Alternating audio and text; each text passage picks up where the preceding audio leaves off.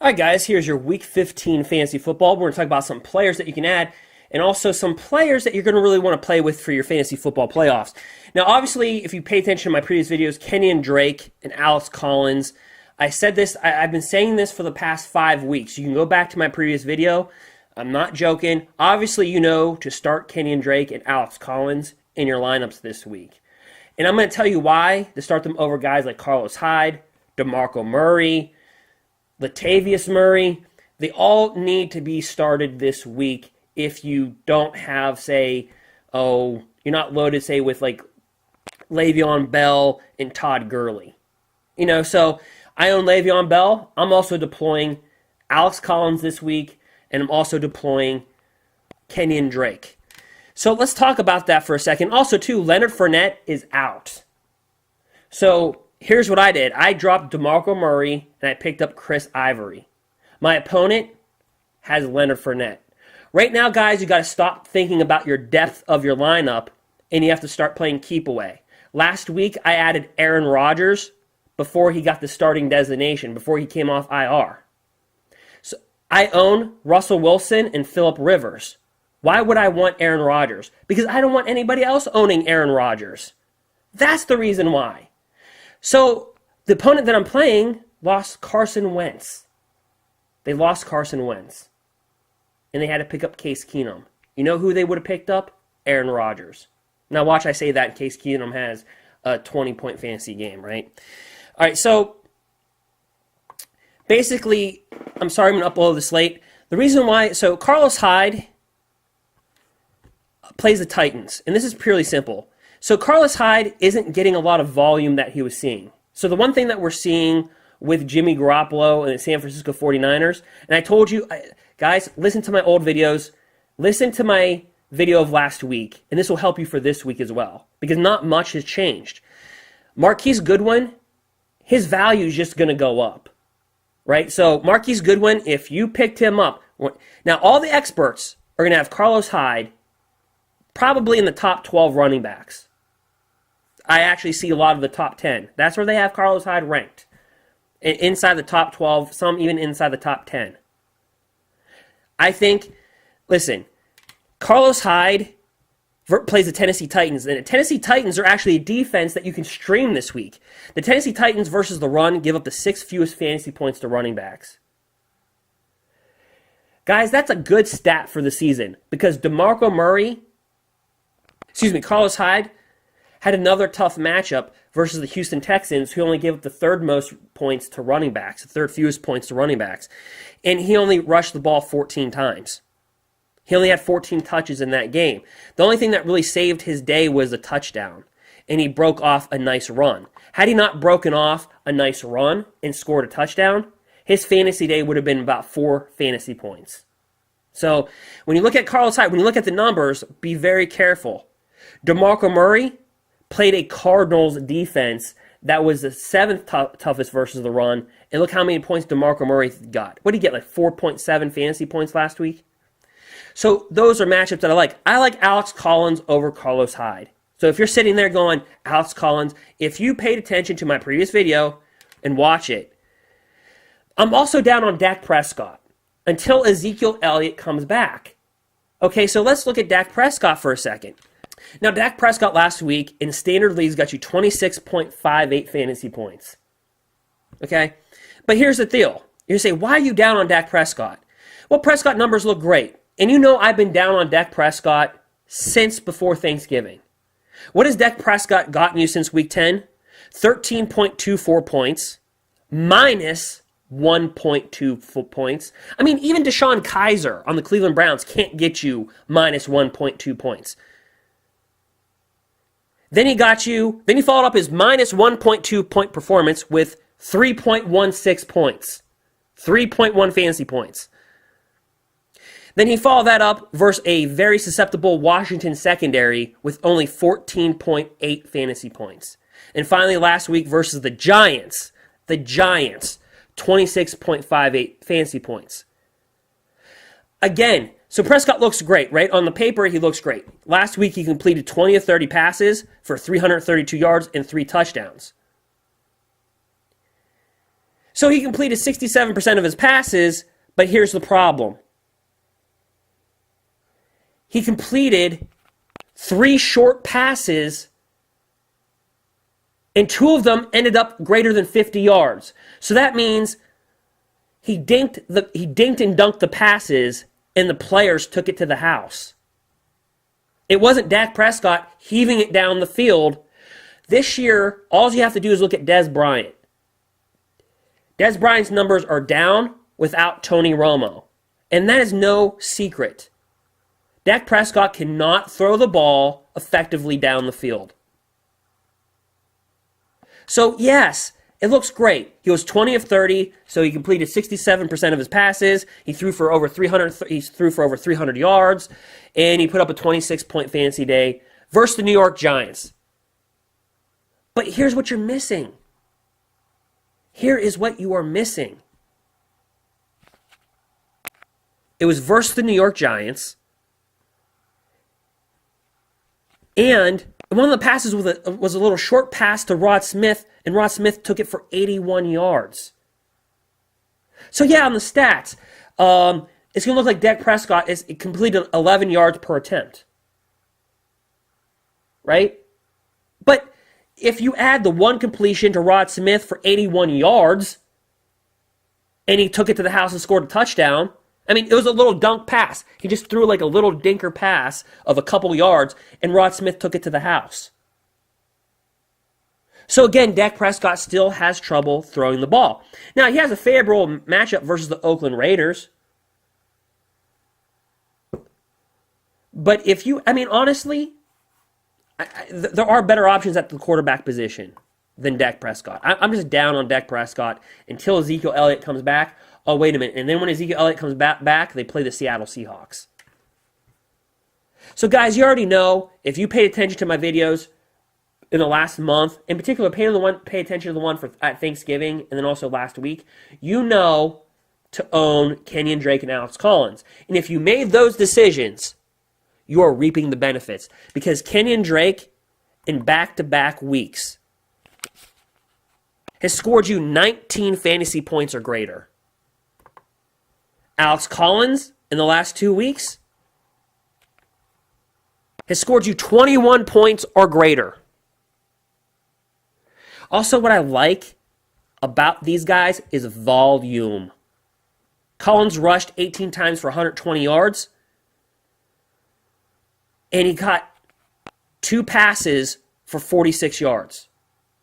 So in the last 4 weeks, Alex Collins has 5 touchdowns and 10 receptions.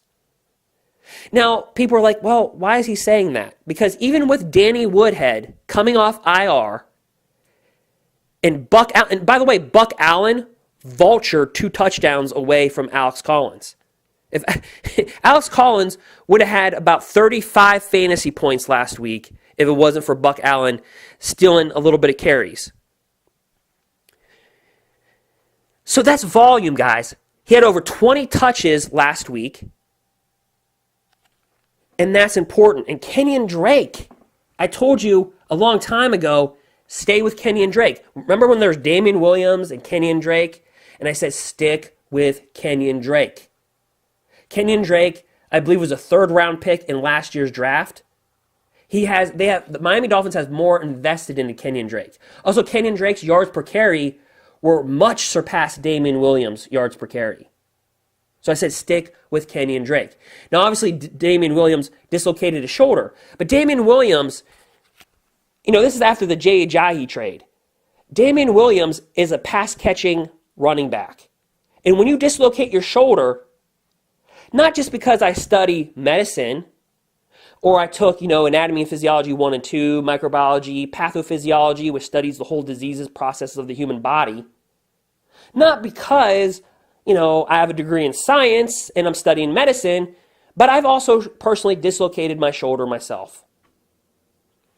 And I can tell you, when a running back dislocates their shoulder, when they run the football, what do they lead with? Their shoulder. When they're about to get hit, they lead with their shoulder. And I said, Damian Williams, if he dislocates the shoulder of his dominant hand, guys, these are the little things that you need to pay attention to in fantasy football. If he dislocated the shoulder of his dominant hand, that means that's the hand that he carries the ball in. That's the hand that he's going to raise up in the air and try to catch a pass with. See, Damian Williams is a pass-catching running back. That's why I told you, stick with Kenyan Drake. Even when Damian Williams was in the picture with Kenyan Drake, it was like a little bit of a timeshare. I said, stick with Kenyan Drake. Because Damian Williams, when he dislocates his shoulder, it's very hard for you to reach up in the air ballistically, really quick, to raise your hand up in the air and try to catch a pass after you've dislocated your shoulder. And I said, Damian Williams is going to be out for a couple weeks, if not the entire season. And that's exactly what we're seeing. And you're reaping the benefits of Kenyan Drake right now. And you're going to continue reaping those benefits. The stats will back this up of Kenyan Drake going in to Buffalo. So the game's in Buffalo. You know what the Buffalo Bills do besides have snow? I mean, the Buffalo Bills had Frank Gore get 36 carries last week for 130 yards. Frank Gore, at the age of 34, and a lot of tread on his tires, seen the most carries he's ever seen in his NFL career versus the Buffalo Bills because the game was snowing. And it looks like the forecast for Buffalo is more snow. Kenyan Drake, you know also the Bills give up the most to? The most fantasy points to running backs in standard league. Damian Williams is doubtful to come back versus the Buffalo Bills. And Kenyan Drake last week rushed 25 times, had 114 yards, and he caught 5 of 6 passes. So he was targeted 6 times for 79 yards. Guys, he racked up 193 yards. He got you 19.3 fantasy points in standard league. Now, when I say 19.3 fantasy points in 0 touchdowns, what's that mean? They got you a lot of yards, which means they probably got a lot of volume. Yeah. So Kenyan Drake last week had 30 touches. 30 touches. So you have Alex Collins, who had 20 touches last week, in back-to-back weeks, 21 or more fantasy points. Then you have Kenyan Drake, who had 30 touches, plays the defense with the most fantasy points to running backs. They give up the most fantasy points in standard leagues. Do you see how we're starting to connect the dots here? So, to me, Kenyan Drake is a top 10 running back. He is an RB2 with a lot of upside. He's much greater than a flex play this week. Alex Collins, to me, is an RB2. He's a solid RB2. He plays the Cleveland Browns. Now, everybody's going to be like, ooh, I need to start Alex Collins immediately because they see the Cleveland Browns. The Cleveland Browns actually have a stingy run defense. They have shut down some pretty darn good running backs this year. The Browns give up the 19th most fantasy points to running backs. So that means they have a bend but don't break, stingy running defense. They don't give up the most. They don't give up the most points to fantasy running backs, unlike Buffalo. They are a kind of the middle-of-the-road defense. And we all know that the Ravens, this is also a divisional game, and the Ravens' offense is In fact, we could argue without Alex Collins, the Ravens aren't even in the playoff contention race. So, with that being said, Alex Collins is an RB2. I'm certainly not starting Alex Collins over guys like... I'm not starting Alex Collins over guys like, Devontae Freeman, Todd Gurley, LaShawn McCoy. Obviously, I like Jamal Williams, but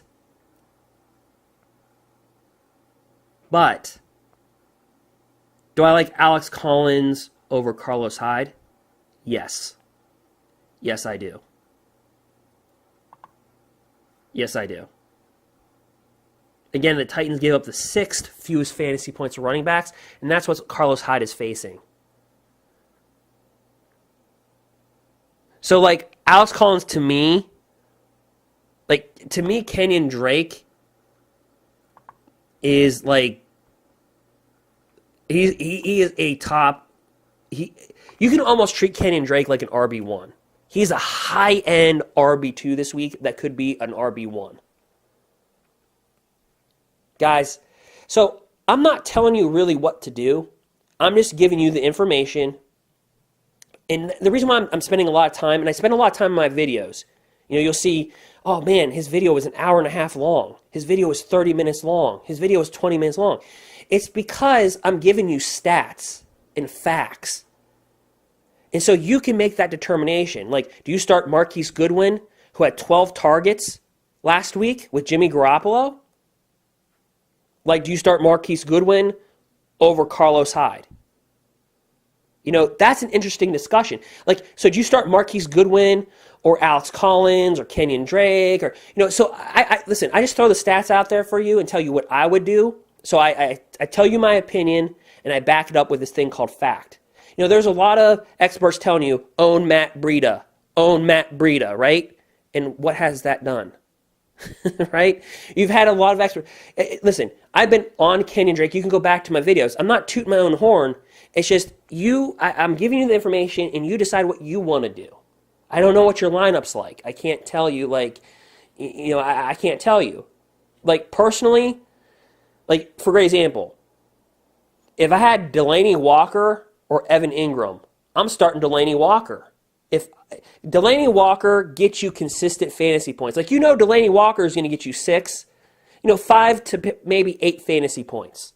That's what he's good for. If he finds the end zone, which he's only got 2 receiving touchdowns this year, if he finds the end zone, then fantastic. He might get you 12, 13, 14 fantasy points.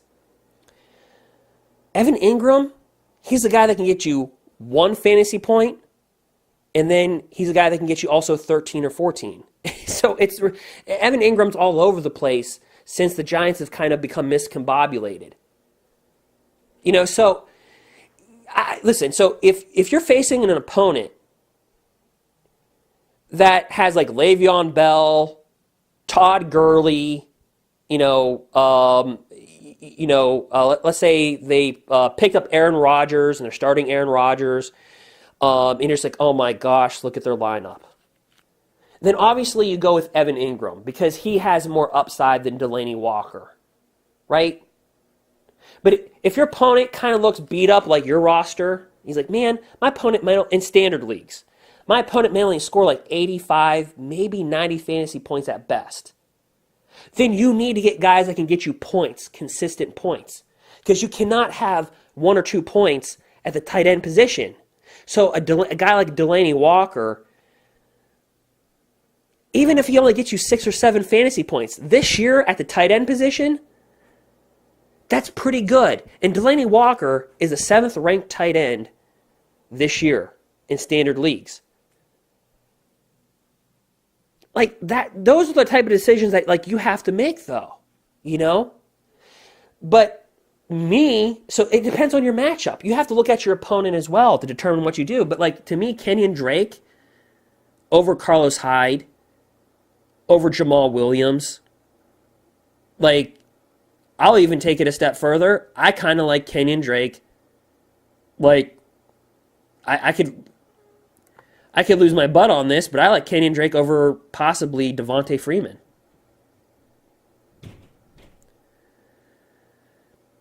I like Kenyan Drake over Marshawn Lynch.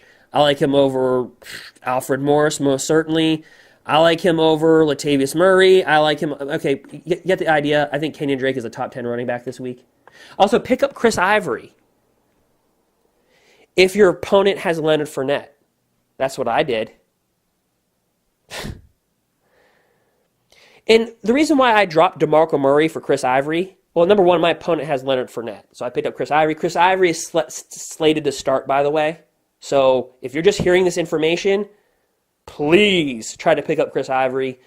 Even if you're hurting at the running back position, pick up Chris Ivory, insert and play.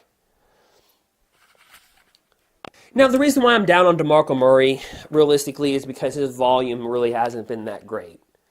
All right, I mean, He plays the San Francisco 49ers. The San Francisco 49ers they're amongst the top 10 most giving up to running backs. So the San Francisco 49ers give up a lot of fantasy points to running backs. There's no doubt about this, okay? But here's my problem with the San Francisco 49ers. I like the matchup. I like DeMarco Murray versus the San Francisco 49ers. Like, I like that matchup. I really do. But the reason why I decided to drop DeMarco Murray is because, realistically, I'm not going to start him this week. I'm not going to start him over Carlos Hyde. I have Carlos Hyde on my bench this week. I'm not going to start him over Alex Collins. I'm not going to start him over Kenyan Drake. I'm not going to do that. Like, I would rather have Marcus Goodwin than DeMarco Murray. So if you're sitting there and you have Marcus Goodwin, you're like, which guy should I play? It's DeMarco Murray. And I'll simply tell you, the fantasy points. The fantasy points. Look at the last 2 weeks. Marcus Goodwin has more fantasy points than DeMarco Murray. Marcus Goodwin is, by all accounts, the leading receiver for the San Francisco 49ers. Since Jimmy Garoppolo has been the starter of the San Francisco 49ers, he's 2-0 as a starting quarterback in San Francisco. Do I want to start Jimmy Garoppolo? Absolutely not. I don't want to start Jimmy Garoppolo. Okay? Jimmy Garoppolo, his first week starting, put up 298 yards. He also threw an interception. And then last week, he threw for 330 yards, 1 touchdown, one interception. So what do we know about Jimmy Garoppolo? He's gonna turn the ball over. But we also know that he's going to throw for nice yardage. But in his 2 starts, he only has 1 touchdown pass. And that's a very important stat for quarterbacks. A la see Drew Brees. Drew Brees comes into the week as a 10th ranked fantasy quarterback, and I told you that's not that good this year. That's not impressive this year, being the 10th ranked quarterback. Josh McCown last week came in as a 7th ranked best quarterback. This is not the year of the quarterback, guys. Unless you own Russell Wilson, even Tom Brady will play good for 2 weeks and then play very mediocre, fantasy football-wise, another 2 weeks.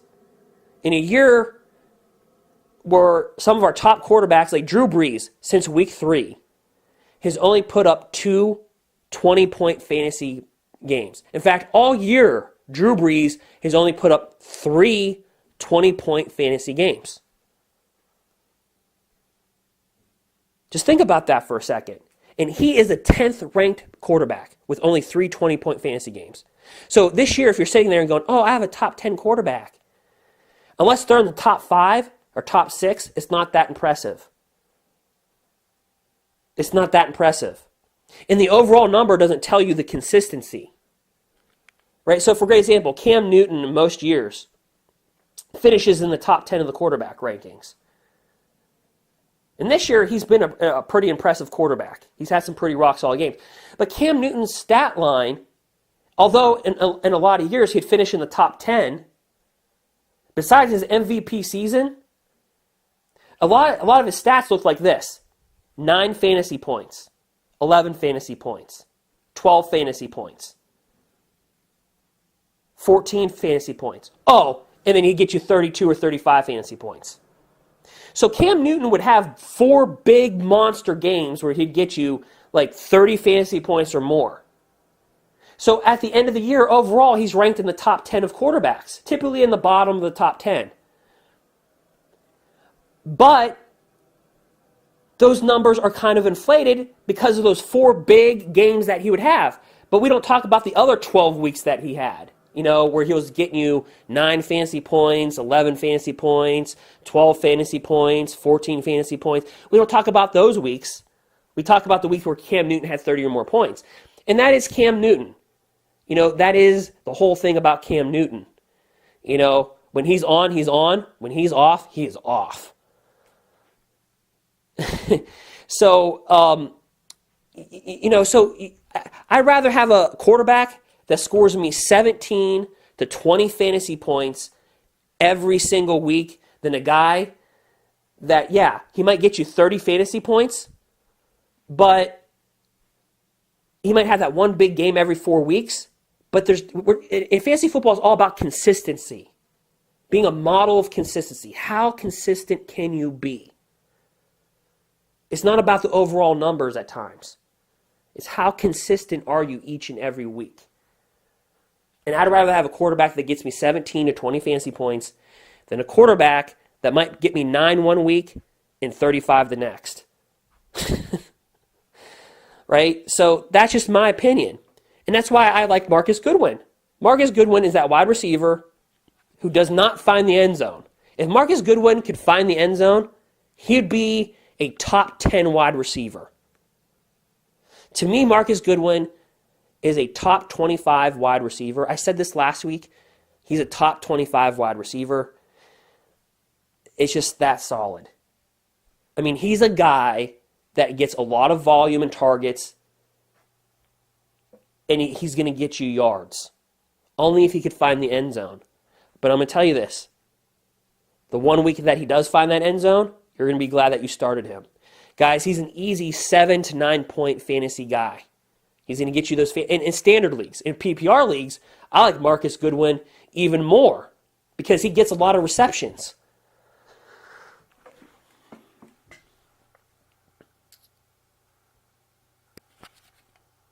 And the other reason why, too, I dropped DeMarco Murray is because, look, DeMarco Murray, like I said, I like the matchup for San Francisco. San Francisco likes to give up yards to running backs.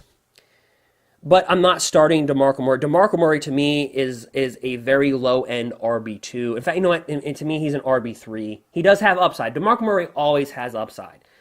But let's just look at DeMarco Murray, right? So last week, he had 11 carries for 34 yards. Okay? And you know what? He had the week before that, 11 carries. So back-to-back weeks, only 11 carries, guys. That's not that much volume. Now, granted, the last couple weeks, DeMarco Murray played the Houston Texans, which is a tough run defense, and he played the Arizona Cardinals, another tough run defense. But week 16, he plays the Chargers. And the Chargers, if you haven't paid attention, are starting to become a really darn good defense. So with DeMarco Murray kind of being in a timeshare touch with Derrick Henry and only having 11 carries in back-to-back weeks, there's so many other better running backs like Jamal Williams, Alex Collins, Kenyan Drake, your top running backs that you see over DeMarco Murray. There's so many better options. Like, I'm starting Marquise Goodwin in the flex over DeMarco Murray.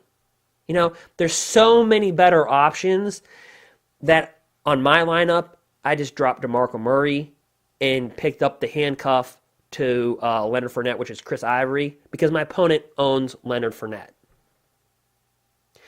And I picked up Chris Ivory, and then 6 minutes later, they picked up TJ Yeldon.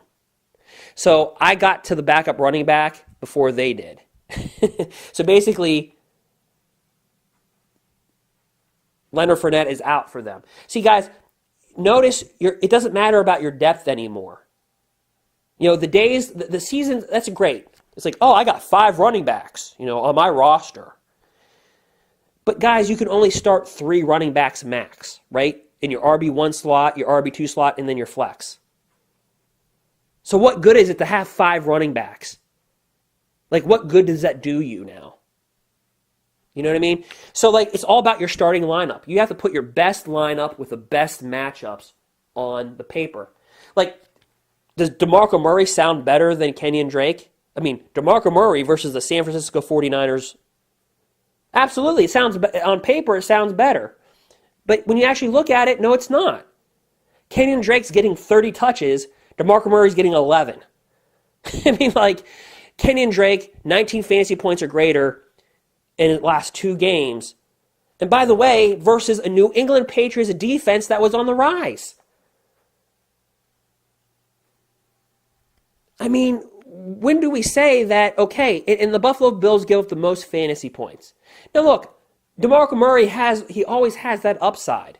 He has upside every single week.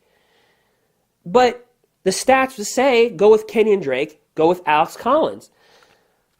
Now, be a little careful with Alex Collins because the Cleveland Browns defense, they're stingy versus the run. They're stingy.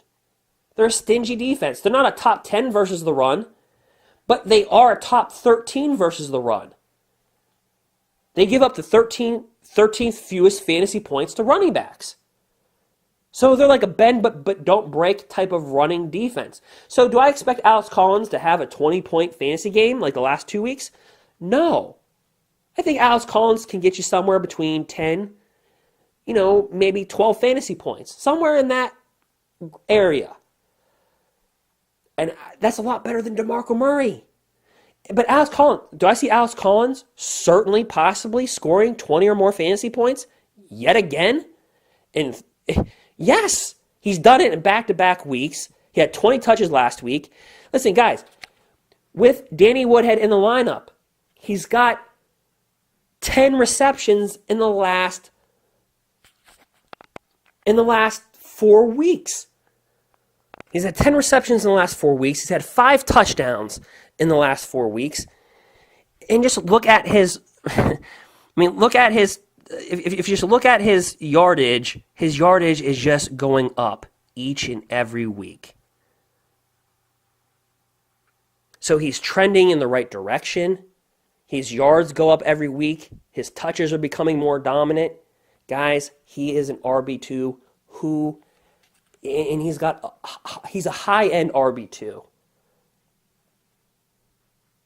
I don't put him in RB1, but he can get, when I say high-end, that means he has a chance to play at a low-end RB1 status. Like Alex Collins right now in the last 2 weeks is right there with Le'Veon Bell.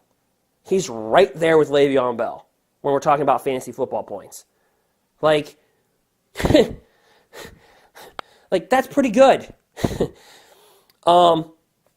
And I'm not saying Alex Collins is matchup proof, but by the way, Buck Allen is vulturing a couple touchdowns from. So even with Buck Allen getting some touchdowns, Jervavius Allen getting some touchdowns with Alex Collins is still performing. So you can probably get rid of Danny Woodhead at this point. Like, why would you hang? Like, try to take a defense. Like, here's some great future matchups. So, week 16 matchups that you need to be paying attention to. Some defenses that you need to pick up on. The Carolina Panthers versus Tampa Bay. That's a pretty good move right there.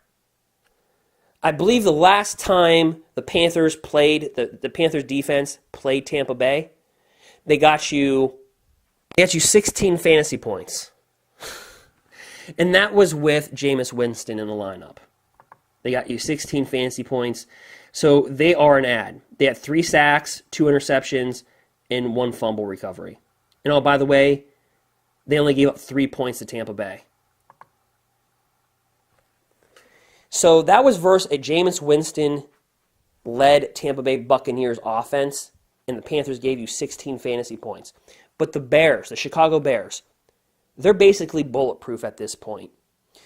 Even versus tough matchups, they still get you 5-6 fantasy points. This week versus Detroit, 7 fantasy points. Well, guess who they play next week? The Cleveland Browns. So don't you think if the Panthers or the Bears defense is sitting out there, pick them up. The Bears in a lot of leagues aren't even owned in 13% of leagues. Pick up the Bears. They play the Browns. Like,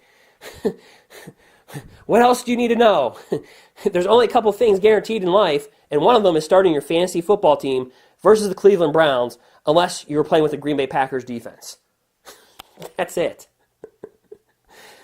So if the Browns and Panthers are sitting out there and you're looking at week 16, pick them up now, because I guarantee you next week on waiver wires, they are going to be picked up and owned.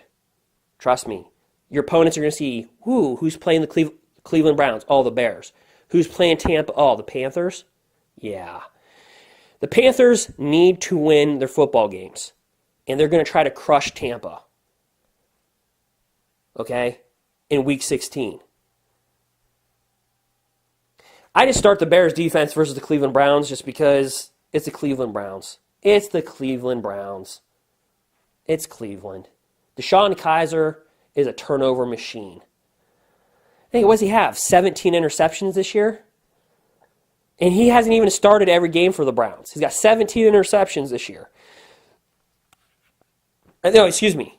Yeah, he's got 7. Yeah, I think. Yeah, yes, I believe he's got 16 or 17 interceptions. I've lost track, but he's like Jay Cutler without the touchdowns. I mean, like DeShone Kizer versus a Green Bay Packers defense last week. The Green Bay Packers defense gave up the 4th most fantasy points to wide receivers. The 4th most. And DeShone Kizer and the Browns still found a way to lose the game. The Bears are a much better defense than the Packers, despite the records. So 2 defenses that I'm owning is the Panthers versus Tampa in Week 16 or the Bears. Those are streaming defenses, and that can win you your championship right there. If you want to talk about defenses that could get you double-digit fantasy points, that's that. If you don't own the Ravens defense, the Jacksonville Jaguars defense, the top 4 defenses, yeah, these are defenses that you want to stream. And look, the Bears are probably out there. They're owned in less than 13, in a lot of leagues, they're owned less than 13%. Like, take them. Versus the Browns. That's all you need to know. All right, guys, that is it. I can address your fantasy football questions if you leave it in below. All right, guys, feel free to subscribe to the YouTube, hit the and get notifications. Just feel free to hit that because it's free. Feel free to like and comment. All right, guys, have a good week 16 or week 15, and watch my previous videos because it goes over players a lot more better.